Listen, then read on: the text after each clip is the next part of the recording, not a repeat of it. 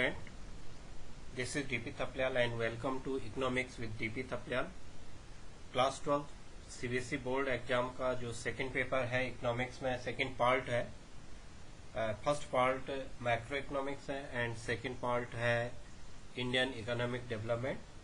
Indian economic development के साथ हम जब डिस्कस कर रहे हैं आप लोगों के साथ, ये पहला चैप्टर है. लेकिन इससे पहले कि हम पहले चैप्टर से पहले ये देख लें कि हमारे पास क्लास 12th में जो सिलेबस है इंडियन इकोनॉमिक्स का वो क्या है. 3 यूनिट हमारे पास इंडियन इकोनॉमिक्स में है. पार्ट बी में पहली यूनिट है development experience 1947 to 1990 and economic reform. ये बोर्ड एग्जाम में 12 मार्क्स की यूनिट है. इसमें 3 चैप्टर्स आते हैं और पहला chapter on the eve of independence, second chapter development experience 1947 to 1990 and third जो चैप्टर है वो इकोनॉमिक रिफॉर्म सिंस 1991 है. टोटल 12 मार्क्स की ये यूनिट है. और जो सेकंड यूनिट है पार्ट बी में इंडियन इकोनॉमिक्स में वो है current challenges facing Indian economy. ये बहुत बड़ी यूनिट है बोर्ड एग्जाम के हिसाब से. इससे जो वेटेज होता है बोर्ड एग्जाम में, जो सेकंड यूनिट है करंट चैलेंजेस, इससे 22 मार्क्स के क्वेश्चन फ्रेम किए जाते हैं, जिसमें 1 marks, 3 marks, 4 marks and 6 marks all types of the question asking by the board exam related to current challenges facing in Indian economy. इसमें जितने भी करंट चैलेंजेज हैं इंडिया के सामने, चाहे पॉवर्टी है, अनएम्प्लॉयमेंट है, रूरल डेवलपमेंट है, ह्यूमन कैपिटल फॉर्मेशन है, ये सारे चैप्टर इस यूनिट में कवर हो जाएंगे और टोटल 22 मार्क्स के लिए ये यूनिट पूछी जाएगी. इसके बाद जो थर्ड यूनिट है वो है development experience of India comparison with neighbourhood.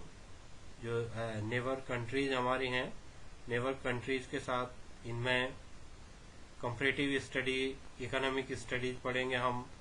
India and Pakistan, India and चीन, इनकी comparative economic study in countries की पढ़ेंगे और ये यूनिट होगी 6 मार्क्स की.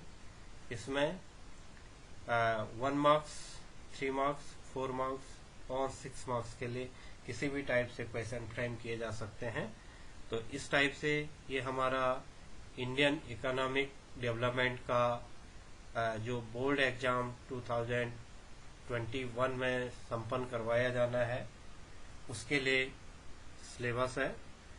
और ये टोटल हो जाता है 12, 22 एंड 6, टोटल 40 मार्क्स का हमारे पास ये सिलेबस हो गया. इसके बाद हम आते हैं फर्स्ट चैप्टर पर, Indian economy on the eve of independence. मैं इस चैप्टर को शुरू करने से पहले बहुत ब्रीफ में आप लोगों को समझा देता हूं कि इंडियन इकोनॉमिक डेवलपमेंट में on the eve of independence it means जब देश इंडिपेंडेंट हुआ उस टाइम देश की जो पोजीशन है देश में, किस टाइप से ब्रिटिश रूल ने इस कंट्री को उस समय, जिस समय हमारा कंट्री इंडिपेंडेंट हुआ उस समय किस स्थिति में हमारी कंट्री थी, किस प्रकार का यहाँ पर जो डेवलपमेंट है, एक्सप्लॉयटेशन है, या क्या ब्रिटिश गवर्नमेंट ने किया, उसके बारे में इस पूरे चैप्टर में हम पढ़ेंगे. तो देख लीजिए, colonial exploitation of the Indian economy under the British rule. हमारे जो सिलेबस के हिसाब से है हम 3 टाइप के एक्सप्लॉयटेशन यहाँ पर पढ़ेंगे. सबसे पहले हम एग्रीकल्चर सेक्टर में जो एक्सप्लॉयटेशन था उसके बारे में पढ़ेंगे. इंडस्ट्रियल सेक्टर का जो एक्सप्लॉयटेशन था उसके बारे में पढ़ेंगे. और जो फॉरेन ट्रेड के सेक्टर में जो एक्सप्लॉयटेशन किया गया, ये 3 टाइप के एक्सप्लॉयटेशन के बारे में हम डिटेल से डिस्कस यहाँ पर करेंगे कि जब देश इंडिपेंडेंट हुआ उस टाइम पर जो हमारे इन 3 सेक्टर की कंडीशन थी, इन 3 फील्ड सेक्टर नहीं, 3 फील्ड, जो फील्ड है agriculture, industry and trade, international trade. तो इन तीनों जो मेन इकोनॉमिक एक्टिविटीज हैं उनके बारे में हम बातचीत करते हैं। सबसे पहले colonial exploitation of agricultural sector, targeted exploitation of all sector of the economy by British government। सभी सेक्टर का क्या, इनमें सबसे पहले agriculture, colonial exploitation of agriculture sector। Agriculture was exploited through zamindari system of land revenue। Zamindari system are also called permanent settlement system। Meaning of zamindari system of land revenue is that system under which land owned by the zamindar and tiller of the soil is not owner of the soil, introduced by Lord Cornwallis in 1793 through Permanent Settlement Act। It was introduced in province of Bengal। जो हमारा agriculture sector में exploitation हुआ, उसके लिए सबसे बड़ी जो व्यवस्था थी, जो सबसे बड़ा एक्ट था, जिसके कारण कि इंडियन एग्रीकल्चर फील्ड में जो एक्सप्लॉइट किया गया वो था जमींदारी सिस्टम। जमींदारी सिस्टम एग्रीकल्चर में उस सिस्टम का नाम था जिसे ब्रिटिश गवर्नमेंट के जो लॉर्ड कॉर्नवालिस यहाँ पर उनके गवर्नर थे, उन्होंने 1793 में शुरू किया था। परमानेंट सेटलमेंट एक्ट के तहत जो हमारा बंगाल प्रोविंसी थी, उसमें उन्होंने सबसे पहले इसे शुरू किया था। अब जमींदारी सिस्टम होता क्या है? जमींदारी सिस्टम में जो जमीन है, जो लैंड है, लैंड का जो ऑनर होगा वो जमींदार होगा, न कि जोतने वाला टेलर। जो किसान है वो ऑनर नहीं होगा। ऑनर कौन होता था? जमींदार होता था। तो ब्रिटिश गवर्नमेंट जमींदार को लैंड का ऑनर बना लेती थी और उसे रेवेन्यू कलेक्ट करने के लिए बोलता था, लैंड से रेंट कलेक्ट करने के लिए बोलता था।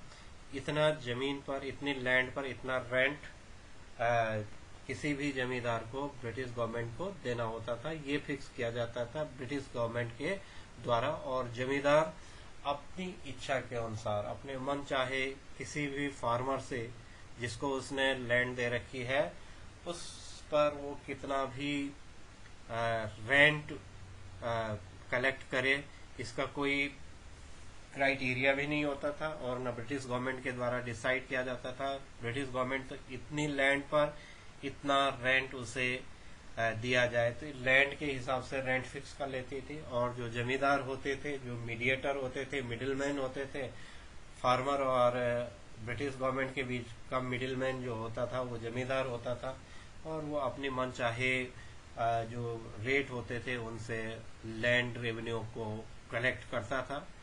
इससे सबसे बड़ी चीज, दो चीजें थी कि एक तो लैंड पर फार्मर का राइट नहीं था, ओनरशिप नहीं थी, इसलिए खेती का जो उत्पादन था, जो एग्रीकल्चर प्रोडक्शन था, वो लगातार कम होता गया, क्योंकि फार्मर को ये लगता था कि अगर इस बार खेती में मेहनत किया जाए, अगली बार यही लैंड उसे एग्रीकल्चर के लिए मिले, ये जरूरी नहीं। सेकेंडली, उस पर कितना रेंट ले ले।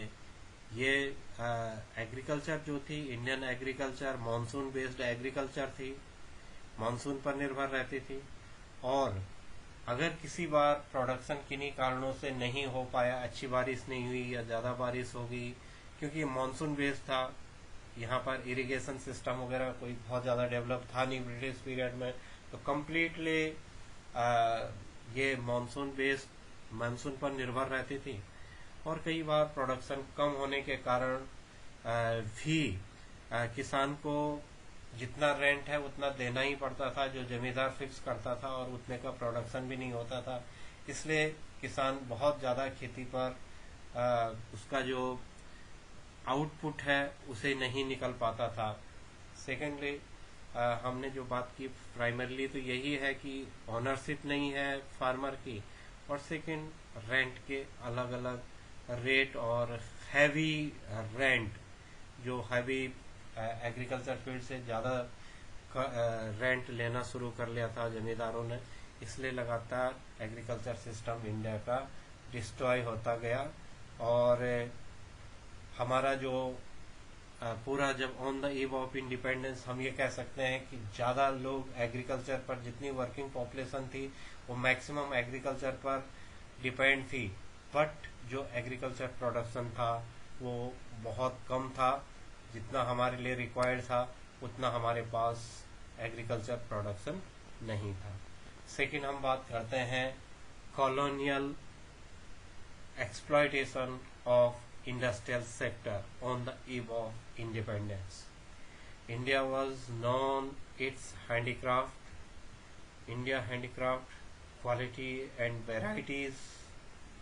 Reputation was worldwide, but these were destroyed by the British government in a two-way. First, heavy duty on their export and duty-free import of the British goods in the Indian market। ये इतिहास रहा है कि India जो independence से पहले British government ने यहाँ पर कोई इंडस्ट्रीज को सेट करने का कोई भी उनका इच्छा नहीं थी।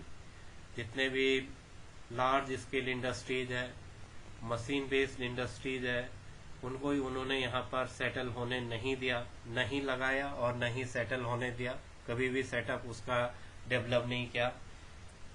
इसके अलावा भारत हैंडीक्राफ्ट के लिए पूरी दुनिया में जाना जाता है। क्लास 8 में ग्लोबलाइजेशन में एक सिल्क रूट आता है।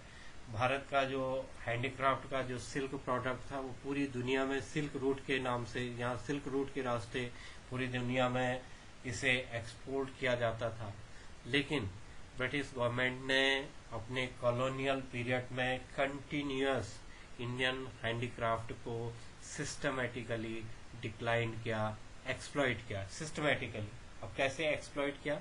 सबसे पहले उन्होंने किया heavy duty on their export. जो इंडिया का जो लोग थे जो हैंडीक्राफ्ट को का काम करते थे, उनके द्वारा जो फिनिश्ड आइटम है, जो भी प्रोडक्ट उनके द्वारा बनाया जाता था हैंडीक्राफ्ट में, उसको अगर एक्सपोर्ट किया जाएगा इंडिया से तो उसे हैवी ड्यूटी का मतलब है उसे भारी टैक्स लगाया जाता था, जिससे कि वो महंगी हो, कॉस्टली हो। और कॉस्टलियर आइटम्स को जिससे कि दूसरे देशों में या इंडिया में भी उसका लोग खरीदना छोड़ दें।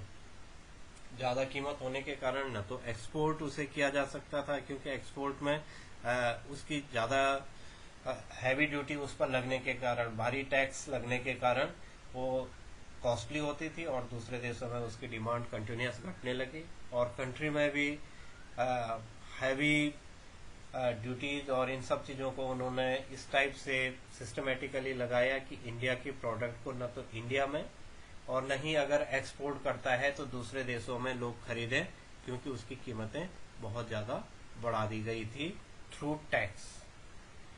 सेकेंडली उन्होंने किया duty free import of British goods in the Indian market. जो इंडियन मार्केट में ब्रिटेन से फिनिश्ड गुड्स को खरीदेगा वो ड्यूटी फ्री होगा, मतलब उस पर टैक्स नहीं होगा। तो ब्रिटेन की फिनिश्ड गुड्स इंडिया में ड्यूटी फ्री होती थी, चीपर होती थी। और इंडिया की अगर कोई भी गुड्स को दूसरा देश वाला परचेज करना चाहे तो उस पर हैवी ड्यूटी होती थी, वो महंगा होता था। जैसे सपोज कर लीजिए अगर ब्रिटिश क्लॉथ इंडिया में बिकेगा तो वो ड्यूटी फ्री होगा, इंपोर्ट ड्यूटी फ्री होगा, वो इंडिया में चीपर होगा, सस्ता होगा। और अगर इंडियन हैंडीक्राफ्ट ब्रिटेन में या ब्रिटेन के अलावा दुनिया की किसी भी देश में इंडिया के लोग अगर एक्सपोर्ट करते हैं तो उस पर इतना ज्यादा टैक्स ब्रिटिश गवर्नमेंट के द्वारा लगाया जाता था कि वो वहां पर कॉस्टली बिकेगा और लोगों ने उसकी डिमांड करना कम कर लिया। तो ब्रिटिश गवर्नमेंट ने हमारे जो इंडस्ट्रियल सेक्टर था उसे कंटिन्यूअस एक्सप्लॉइट इस ढंग से किया कि वो सिस्टमेटिकली डिक्लाइन हो जाए, इंडिया एक इंडस्ट्रियल कंट्री के रूप में न बन पाए। और जो इंडिया का रेपुटेशन था हैंडीक्राफ्ट में, वो भी ब्रिटिश पीरियड में कंटिन्यूस कम होता गया। तो ये बहुत बड़ा इंडिया के लिए सेटबैक था।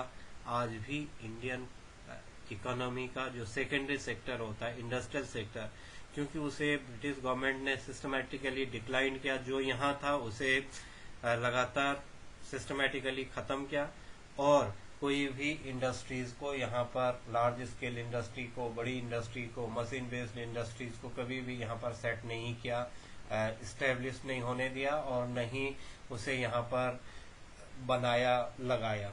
तो इसलिए इंडिया का सेकेंडरी सेक्टर आज भी इतने समय के बाद भी बहुत आगे नहीं है। हम बहुत पीछे सेकेंडरी सेक्टर में हैं और देशों की तुलना में। तो ये ब्रिटिश गवर्नमेंट का इंडस्ट्रियल सेक्टर का एक्सप्लॉयटेशन था। अब हम थर्ड बात करते हैं, colonial exploitation of international trade. International trade में ब्रिटिश गवर्नमेंट ने कॉलोनियल एक्सप्लॉयटेशन जिस हिसाब से किया, उसमें जो इंटरनेशनल ट्रेड था, हमारे यहाँ बनी हुई चीजें, जैसे हमने इंडस्ट्रियल सेक्टर में बताया कि जो हमारे यहाँ बनी हुई चीजें होती थी, जो फिनिश्ड आइटम होता था, उनमें हैवी टैक्सेशन होता था, और जो ब्रिटिश का फिनिश्ड गुड होता था उसमें वो टैक्स फ्री होता था। हमारे यहाँ से ब्रिटेन के लिए जितने भी रॉ मटेरियल ब्रिटिश लोग यहाँ से रॉ मटेरियल ले जाएंगे, वो ड्यूटी फ्री हो जाएगा। तो यहाँ से रॉ मटेरियल बाहर जाएगा तो वो ड्यूटी फ्री होगा। पहले पॉइंट में हमने पढ़ा था, जब इंडस्ट्रीज की हम बात कर रहे थे, हमने कहा था कि जो फिनिश्ड गुड है उसके एक्सपोर्ट पर हैवी ड्यूटी होती थी। तो इंडिया अगर किसी गुड्स को तैयार करे, किसी प्रोडक्ट को तैयार करे और एक्सपोर्ट करे, तो उस पर उन्होंने हैवी टैक्स लगा रखा था। और अगर ब्रिटेन उसी की जगह पर ब्रिटेन यहाँ से रॉ मटेरियल परचेज करेगा, रॉ मटेरियल को इंपोर्ट करेगा ब्रिटेन, या हम अगर रॉ मटेरियल को एक्सपोर्ट करते हैं, तो रॉ मटेरियल तो ड्यूटी फ्री था, क्योंकि उसे ब्रिटिश गवर्नमेंट ने अपने यहाँ पर ले जाना था अपनी इंडस्ट्रीज के लिए एज ए रॉ मटेरियल। लेकिन जो फिनिश्ड गुड था, उसे अगर इंडिया ट्रेड करता, अगर उसे एक्सपोर्ट करता, उस पर हैवी ड्यूटी लगा रखी थी ब्रिटिश गवर्नमेंट ने।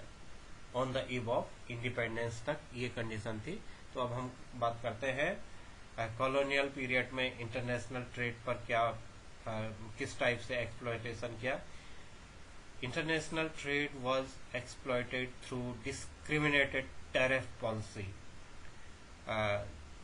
This is duty free export of Indian raw material and duty free import of British goods. यहाँ पर हम टैरिफ ड्यूटी की बात करते हैं। टैरिफ पॉलिसीज क्या होती हैं? टैरिफ पॉलिसी जो हमारे टैक्स होते हैं, एक्साइज ड्यूटीज, जो एक्साइज ड्यूटी होती है, एक्साइज ड्यूटी वो ड्यूटी होती है, ऐसा टैक्स होता है कि जो एक कंट्री का प्रोडक्ट दूसरी कंट्री में जाएगा, तो उस समय जो टैक्स लगाए जाते हैं, ऐसे टैक्स की बात की जा रही है। तो टैरिफ पॉलिसी टैक्सेशन पॉलिसी की बात है। तो जो इनडायरेक्ट टैक्स, जिसे आज हम जीएसटी कहते हैं, उस समय इनडायरेक्ट टैक्स हम उसे कहते हैं, वो एक डिस्क्रिमिनेटर था। डिस्क्रिमिनेटेड इस टाइप से था कि उनके लिए ही वही टैक्स अलग ढंग से इम्प्लीमेंट होता था, और हमारे मामले में वही टैक्स दूसरे ढंग से इम्प्लीमेंट होता था। अगर ब्रिटिश गवर्नमेंट यहाँ से एक्सपोर्ट करेगी रॉ मटेरियल को, तो वो ड्यूटी फ्री होगा। रॉ मटेरियल अगर इंडिया से ब्रिटिश गवर्नमेंट अपने कंट्री में ले जाती है, तो उसे उन्होंने ड्यूटी फ्री किया। इट मीन्स उस पर टैक्स इंपोर्ट नहीं किया, किसी भी टाइप का टैक्स उस रॉ मटेरियल पर ब्रिटिश गवर्नमेंट को नहीं देना पड़ता था, जिस रॉ मटेरियल को वो इंडिया से अपने यहाँ ले जाता था इंडस्ट्रीज के लिए। और secondly, duty free import of British goods, और जो ब्रिटेन की फिनिश्ड आइटम्स हैं वो भारत में ड्यूटी फ्री होती थी। भारत में उन पर किसी भी टाइप से टैक्स नहीं लगाया जा सकता था। तो ये इनका इंटरनेशनल ट्रेड का सिस्टम था on the eve of independence तक। इट मीन्स ब्रिटिश गवर्नमेंट ने अपने पूरे कॉलोनियल पीरियड में इंडिया का रॉ मटेरियल ड्यूटी फ्री रहा, और जो ब्रिटेन की फिनिश्ड गुड्स थे इंडिया में वो ड्यूटी फ्री। इसका मतलब ये हुआ कि जो ब्रिटेन का फिनिश्ड आइटम हो, जो तैयार सामान हो, तो ब्रिटेन का जो तैयार सामान है वो भारत में ड्यूटी फ्री होता था, इसलिए वो चीपर होता था, सस्ता होता था। और भारत से जो रॉ मटेरियल है वो ड्यूटी फ्री कर रखा था उन्होंने, तो ब्रिटेन में वही रॉ मटेरियल उनको सस्ता मिलता था, चीपर मिलता था। तो यहाँ से रॉ मटेरियल चीपर मिलेगा उनके यहाँ, क्योंकि वो ड्यूटी फ्री था, और उनका प्रोडक्ट हमारे यहाँ पर ड्यूटी फ्री था, इसलिए उनके जो गुड्स हैं वो यहाँ पर चीपर मिलती थी। तो इस टाइप से ब्रिटिश गवर्नमेंट ने इंडिया का सिस्टमेटिकली एक्सप्लॉइटेशन किया इस फील्ड में। ये इस वीडियो का पार्ट 1 था। इसमें 2 पार्टों में हम इसे डिस्कस करेंगे। अगला जो पार्ट होगा उस पार्ट में हम इनके जो डिफरेंट सेक्टर में ऑक्यूपेशन, जो agriculture field, occupational structure, demography, इन सब चीजों को किस टाइप से, क्या क्या फीचर थे, किस टाइप से एक्सप्लॉइटेशन किया, अगले वीडियो में हम उसे डिटेल से डिस्कस करेंगे।